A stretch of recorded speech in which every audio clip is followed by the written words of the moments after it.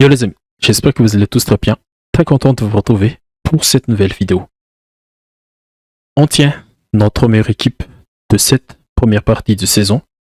Arsenal a battu le Bayern 3-1 hier soir grâce au but de Timber, au but de Madueke et à la conclusion de Martinelli. Leonard Karl pour le Bayern a réduit le score, non pas réduit mais a égalisé à un partout. Mais Arsenal, les hommes de Mikel Arteta, ont réussi leur coup. Ils ont confirmé leur très bonne période en cette première partie de saison. Ils viennent d'enchaîner Tottenham et Bayern avant de s'attaquer à un autre voisin londonien dimanche. Ce soir, ils ont été supérieurs, pas surdominants, mais ils ont été supérieurs par rapport aux hommes de Vincent Kompany. Le duel des disciples de Pep a été remporté par l'Espagnol cette fois-ci. Ce match Bayern-Arsenal, Arsenal-Bayern, c'est un choc au moins d'un quart de finale de Ligue des Champions. Mais c'est ça aussi la beauté de ce nouveau format. On a des grands chocs dès cette phase de Ligue. Et hier soir, c'est Arsenal qui a confirmé quelle est la meilleure équipe en ce moment. Et comme d'habitude les amis, avant de vous donner mon petite analyse de ce match-là, je vous invite déjà à liker la vidéo et surtout, je vous invite à vous abonner si vous ne l'êtes pas encore. Et du coup, premièrement, cet Arsenal, elle me fait très peur. Pourquoi? Parce que c'est pas une équipe ultra dominateur, c'est pas une équipe qui propose le plus beau jeu en Europe, mais c'est une équipe qui est très efficace défensivement et très efficace aussi offensivement. Pas si efficace que ça dans le jeu, mais surtout efficace et dangereuse sur les coups de pied arrêtés. Et contre le Bayern, ils ont encore montré, ils n'ont eu que 40% de la possession, mais ils ont été plus dangereux en générant 3,11 XG, 13 tirs dans 8 cadrés et 7 des occasions de but. La majorité de ces 7-là, ce sont sur coup de pied arrêté. Ils ont réussi à anesthésier complètement ce Bayern-là. Ce Bayern avec 60% de possession, mais n'a réussi qu'à générer 0,65 XG, 8 tirs au total, 2 cadrés, une seule occasion de but. C'est pour ça que cet Arsenal-là, elle sera très difficile à battre cette saison. Et sur le terrain, comment ça s'est passé? On commence comme d'habitude avec les 11. Voici le 11 de Kompany. Kane en pointe bien sûr. Gnabry, Karl au lycée pour former le quatuor. Pavlovic, Kimmich, le double pivot. En défense, on a bien aussi Preti, Stanisic, Ta, Upamecano et Leimer. On a quand même choisi une autre option avec Rafael Guerreiro sur le côté gauche en l'absence de Luis Diaz suspendu. Je me disais que ça pourrait apporter plus de largeur sur ce côté-là et mettre Harry Kane en position de 10. Mais Kompany a préféré faire confiance au jeune Karl et a reconduit Gnabry sur le côté gauche. Pour Arsenal, on va dire aussi que c'est un 4-2-3-1, mais c'est vraiment le 11 qu'on a prédit dans l'avant-match, à part la titularisation de Mosquera à la place de Hincapié. Mais en attaque, on a eu Trossard, Merino, Saka. Merino dans ce rôle de faux numéro 9. Eze, Rice, Subimendi, le Triton au milieu, en défense, Lewis Kelly à gauche, Saliba, accompagné de Mosquera et Timber sur le côté droit, et bien sûr Raya. Et bien sûr, pour le Bayern, c'est l'indémodable Neuer pour le moment. Et là, il faut aussi souligner que cet Arsenal, malgré les absences, ils sont performants à leur manière de jouer. Et ils ont aussi une profondeur de banc que par rapport à la saison dernière. Là, t'as fait rentrer Odegaard, t'as fait rentrer Martinelli, t'as fait rentrer Madueke à la place de Trossard blessé, t'as fait rentrer Calafiori à la place de Lewis Kelly. T'as déjà 1, 2, 3, 4, 5. 1, 2, 3, 4 joueurs, plus Waite à la place de Timber. 5 joueurs qui étaient, pas qui étaient, mais qui sont des potentiels titulaires aussi. Je pense, sauf Waite, parce que Timber, c'est le numéro 1 en ce moment. Mais il y a aussi encore les blessures de Gyökeres, il va revenir. De Kaya Fürth, il va revenir. De Gabriel Jesus, il va revenir. Et surtout, du duo indispensable de Saliba en défense, de Gabriel. Et c'est ça qui a manqué aussi à cet Arsenal ces dernières années, une profondeur de banc. Mais cette saison, ils en ont, que ce soit sur la quantité et surtout sur la qualité. Et concrètement, ça s'est passé comment? Cette séquence, c'est la séquence qui amène le corner de l'ouverture du score. Arsenal a bien pressé. Saka surgit rapidement sur Leimer pour presser et ne pas permettre au latéral autrichien de relancer proprement. Et ça aussi, c'est l'inversion des positions de Stanisic et Leimer. Compagnie l'a déjà fait plusieurs fois cette saison. Pas plusieurs fois, mais pas mal de fois.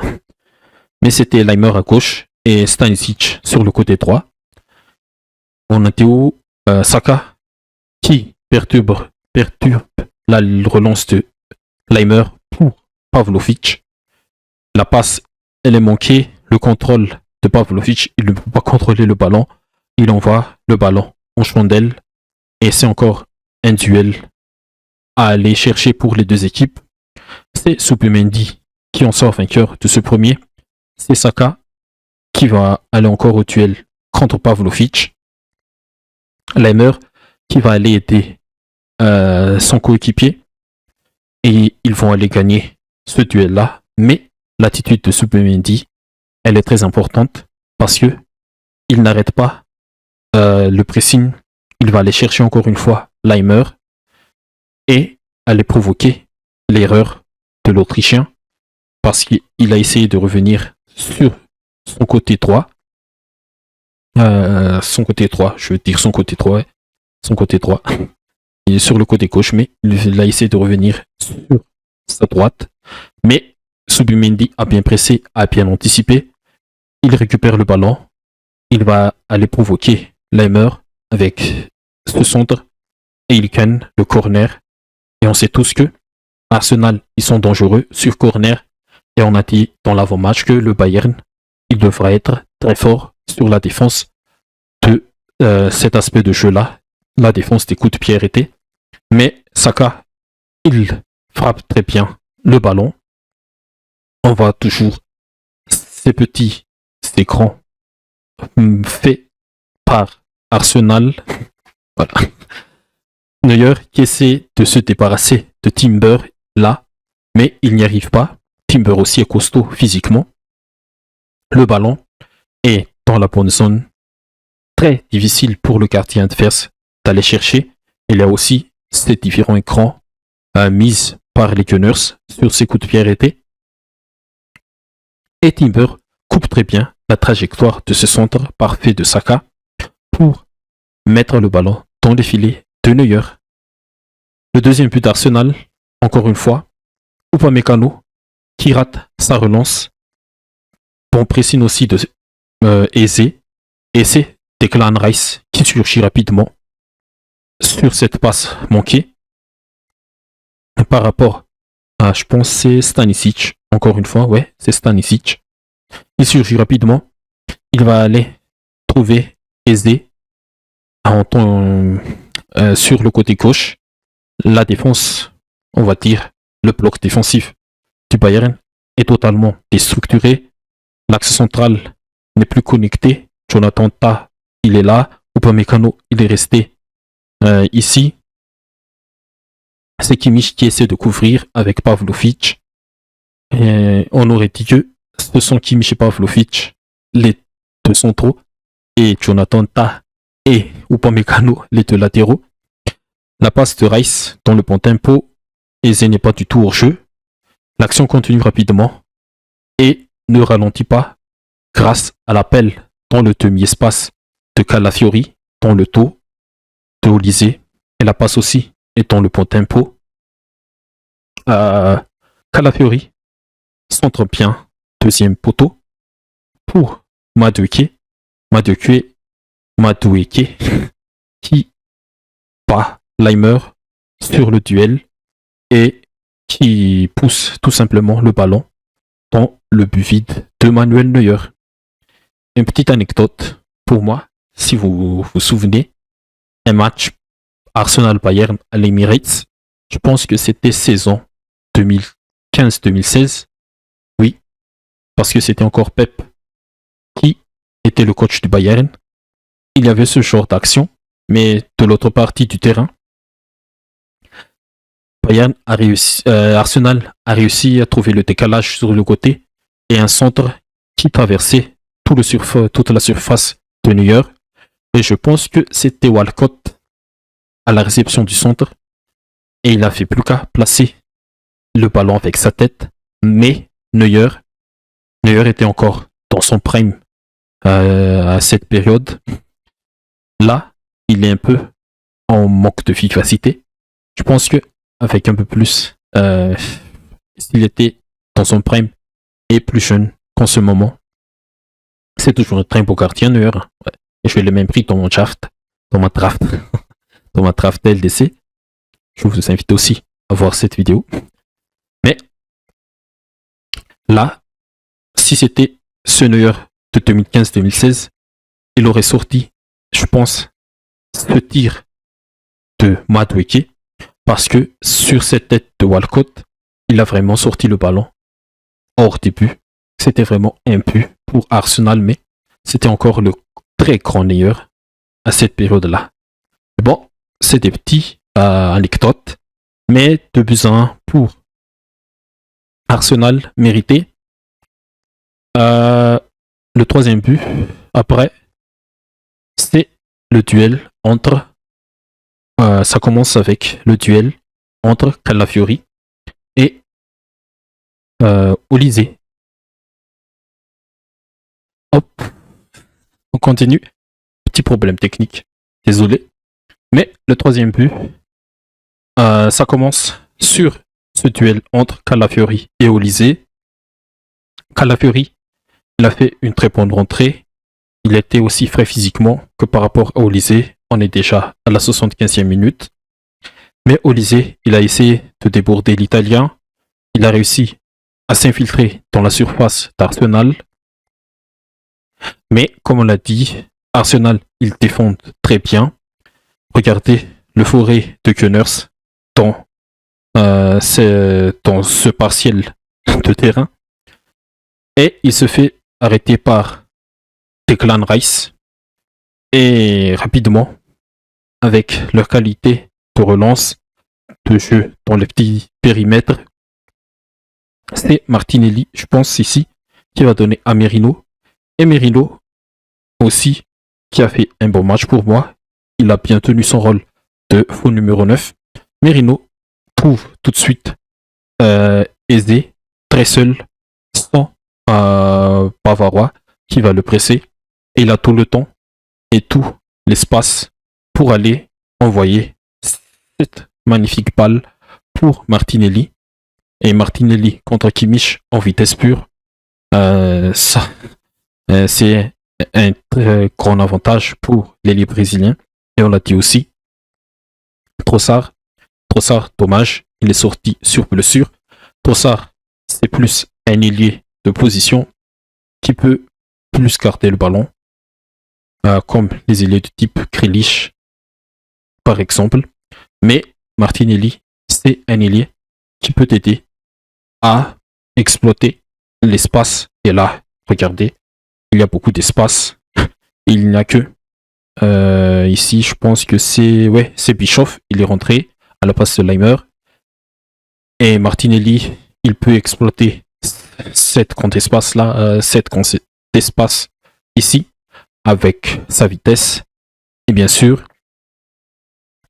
il part dans sa moitié de terrain. Il n'y aura jamais hors-jeu. Même s'il part d'ici, il n'y aura jamais hors-jeu. Mais intéressant aussi de souligner que il a fait l'effort défensif ici. Et dès que Eze a eu le ballon, il s'est projeté rapidement. Il a la possibilité de faire ça avec sa vitesse.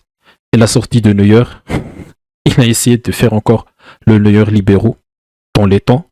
Mais Neuer aussi n'était pas du tout dans son match. Malgré un arrêt qui aurait pu, qui a un peu sauvé son équipe, mais il était très en difficulté d'une manière générale. Et il s'est fait prendre par ce petit crampon du Brésilien. Il glisse, il se fait prendre. Et il y a le but vide. C'est peut-être l'image de la semaine en Ligue des Champions. Ce petit crampon de Martinelli sur Neuer. Et l'ailier brésilien n'a plus qu'à terminer dans le but vide. 3-1 à un quart d'heure de la fin. Et la physionomie de la rencontre, ce que Arsenal a montré depuis le début du match, le Bayern ne pouvait rien faire parce que Arsenal a très bien défendu. Arsenal a été très dangereux sur coup de pied arrêté. Que ce soit corner, que ce soit les coups francs, ils sont dangereux. Et regardez la tête de Neuer là. Et toi, depuis que tu as ce petit moustache, attention, tu régresses un peu, malgré ton gros début de saison. Mais c'est ça Arsenal. Ils ont réussi à anesthésier, comme je l'ai dit tout à l'heure, l'armada offensive du Bayern. Ils n'ont pas réussi à trouver Harry Kane pour orienter le jeu. Le 3, on va dire 3, ça c'est pas Kimmich ou pas Mécano. Le 3, on va dire, ça c'est un peu un 3, je sais pas, mais ici c'est Stanisic, là c'est Olysée. Mais cette séquence, c'est le but du Bayern quand même. Non, c'est pas Stanisic, mais c'est Gnabry. C'est la seule fois où le Bayern a réussi à battre le bloc défensif du Bayern. Et c'est passé à travers Kimmich. Là, c'est Jonathan Tah qui va lui passer le ballon. On connaît aussi ce Bayern-là, Kimmich, qui s'intercale souvent aux côtés de ces deux centraux pour être le premier à rampe de lancement du jeu, soit de trouver Harry Kane, soit de trouver Pavlovic et d'aller exploiter les côtés après.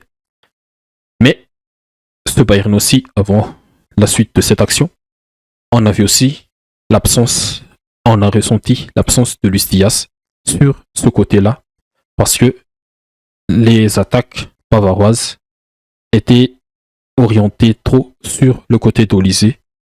Et sur cette séquence même, Olysée, il a un peu permuté avec Gnabry, et ça a marché quand même. Ça a mené le but égalisateur du 1 partout. Bon mécano pour Kimmich, et Kimmich en mode quarterback, comme sur le but de Martinelli tout à l'heure. Mais Kimmich, il a aussi une très belle qualité de pied.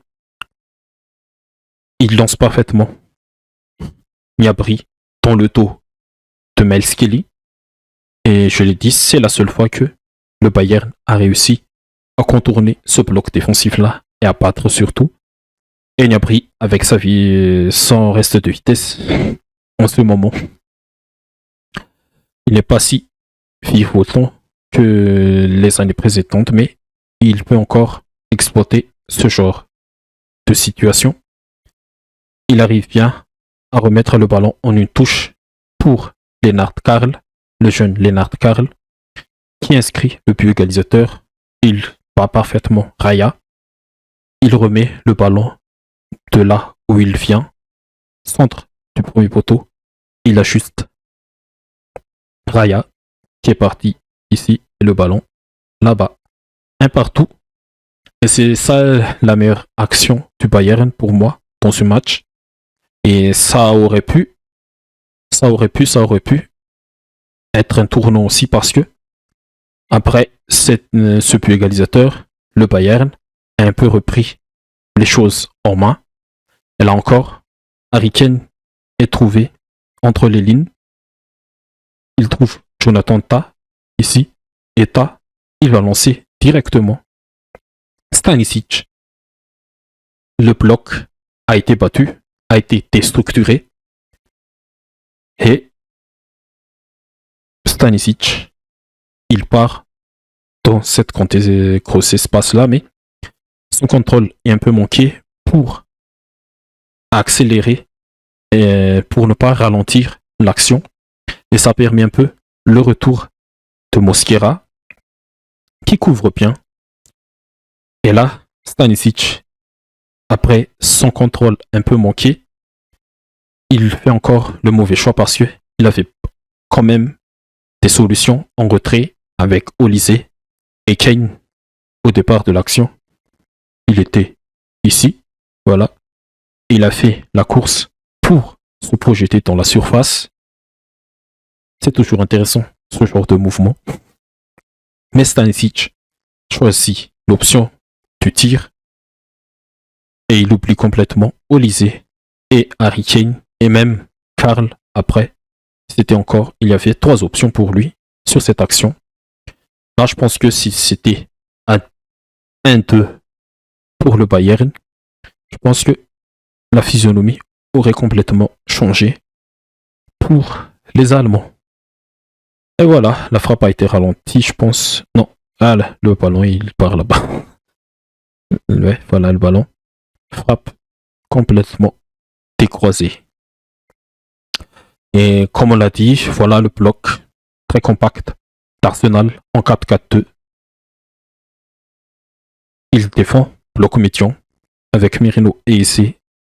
Et ça, c'est trop ça. Enfin, sa sortie, Declan Rice et Zubimendi au milieu, Bukayo Saka sur l'autre aile. On voit bien les 4 défenseurs alignés aussi. Et il y a Timber, mais on ne le voit pas sur l'écran.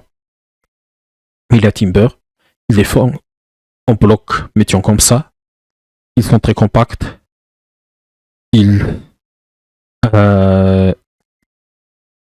Comment dire, ils arrivent à faire reculer la possession bavaroise.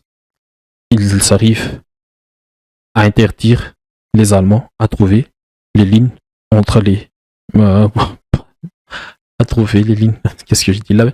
À trouver les passes entre les lignes.